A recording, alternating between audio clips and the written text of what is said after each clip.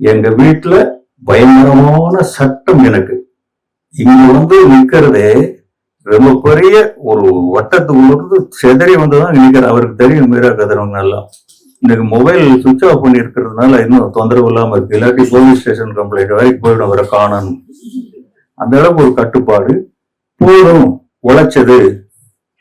என்னுடைய 4 குழந்தைகளும் அதான் சொல்றாங்க. உங்களுக்கு என்ன வேணும்? எங்க போகணும்? அம்மாவை கூப்பிட்டு ஆஸ்திரேலியா போங்க, அம்மாவை கூட்டிட்டு அமெரிக்கா போங்க, அம்மாவை கூட்டிட்டு ஊட்டிக்கு போங்க. இது அவங்க. எனக்கு ரொம்ப சந்தோஷம் தான். ஆனா அவங்க அம்மா பேரன் பேத்திங்கிற நினைப்பு விட்டுட்டு ஏர்போர்ட் வரைக்கும் கூட வரமாட்டாங்க. எனக்கு உயிரே என் விஜயலட்சுமி தான். அதை விட்டுட்டு என்னால நகரவே முடியாது. எனக்கு ஒவ்வொரு இடத்துலயும் எனர்ஜி வர்றதே அந்த முகத்திலிருந்து தான் வருது. இதை சொல்றதுக்கு ஒருத்தமே கிடையாதுங்க. சத்தியமா 100% நான் பொண்டாட்டிதாசன் தான்.